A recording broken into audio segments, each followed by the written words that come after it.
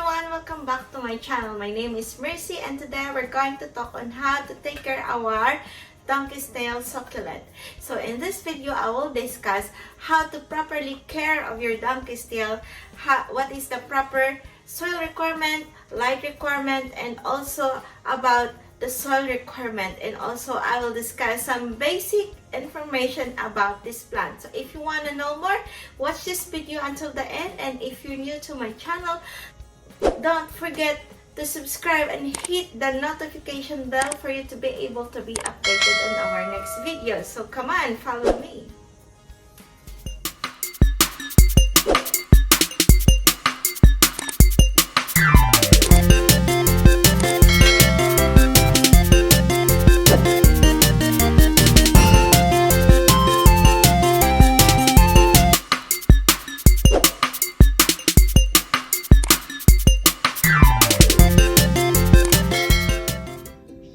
Sedum Morganianum Plant Care Guide. Sedum Morganianum is a flowering sedum in the family of Crassulaceae or stone crab. The plant is native to southern Mexico and Honduras. It is member of Sedum family of Succulent and very easy to care.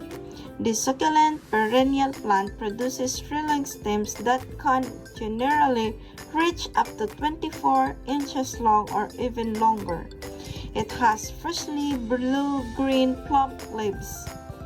The succulent is known by the common names of Burro sedum and donkey's tail cactus. The scientific name is Sedum Morganianum.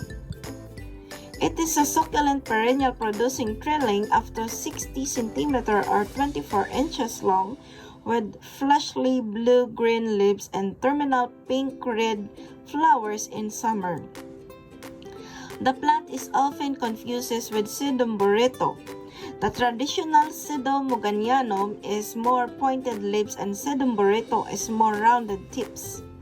Both are great in hanging basket and have the same growing condition and care. Even though Sedum Morganianum is known as donkey's tail cactus, it is not a cactus, but it is considered a succulent. Well, not all succulent are cactus, but all cactus varieties are succulent.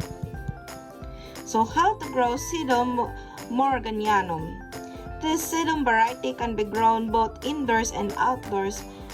It grows best in filtered bright light to bring out the leaf color. It does not like extreme heat condition and can easily scorch the leaves if given full sun. Indoor will be very happy in a south-facing sunny window or in a place where it gets enough sunlight.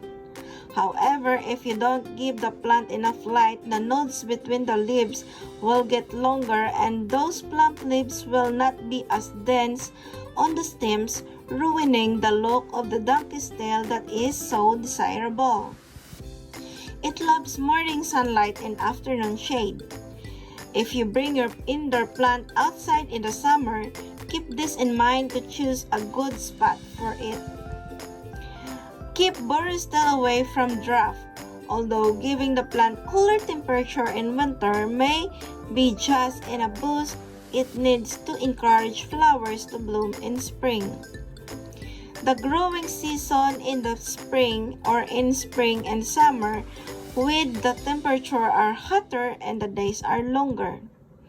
During winter months, the plant is less active in growth. Keep donkey's tail plant in a cool place that gets lower light and cut back even more on watering.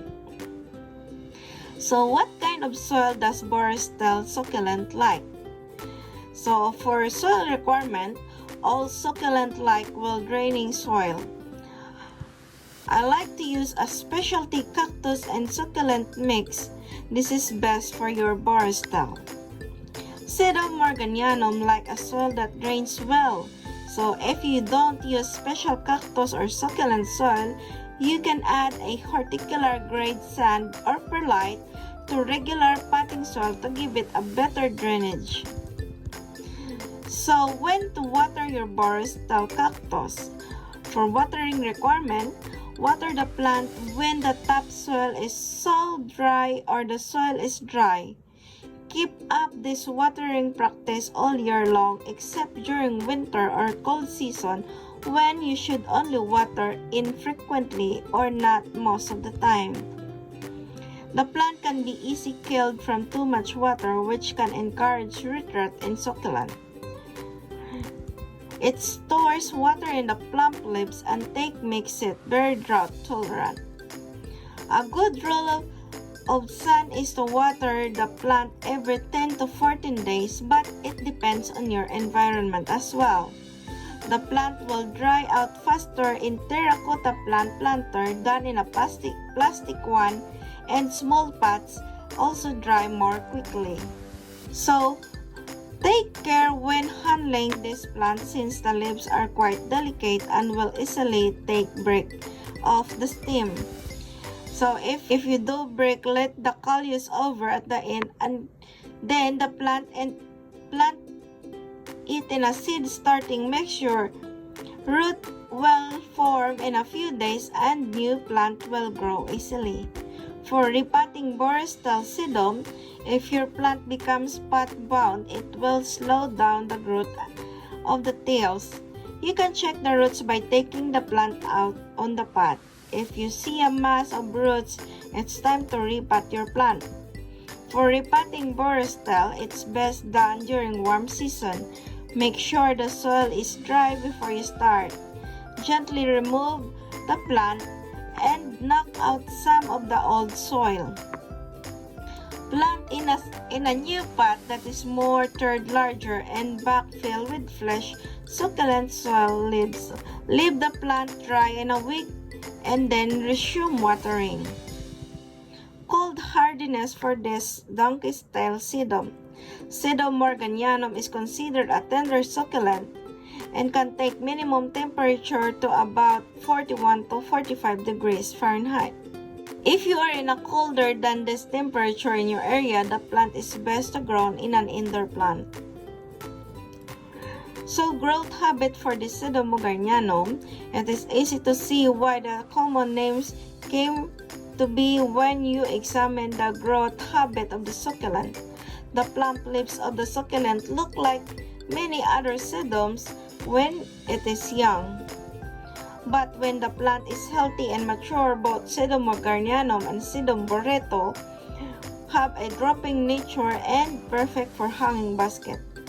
It is then that the plant looks so much like donkey's or burro's tail. For best result, plant several of the stems in a planter to take advantage of the drooping habit of the plant. It is succulent perennial producing trailing stems up to 60 cm or 24 inches long, with a freshly blue-green leaves and terminal pink to red flowers in summer. Sedum Morganianum flowers. The flower of this donkey's tail sedum come at the end of the plump full stem. It is amazing to see them on mature plant, but even a smaller specimen has flowers worth waiting for.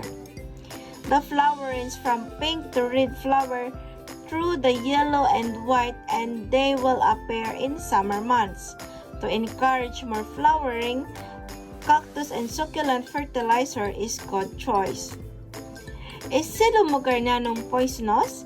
Well, if you are a pet lover, you don't need to worry about toxicity. In general, succulent can be a great choice for pet.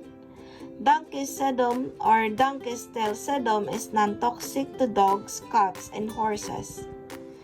Diseases or common diseases and pests for donkey's tail. This plant is relatively pest-free. Aphids might decay to make a home on it, so keep an eye out of them and wash them off and spray if you find them with neem oil. Also works and it is organic. I also have a video on how to get rid of aphids, so please check my other videos on my YouTube channel. The other problem that you are likely to encounter with borestal is root rot. from overwatering.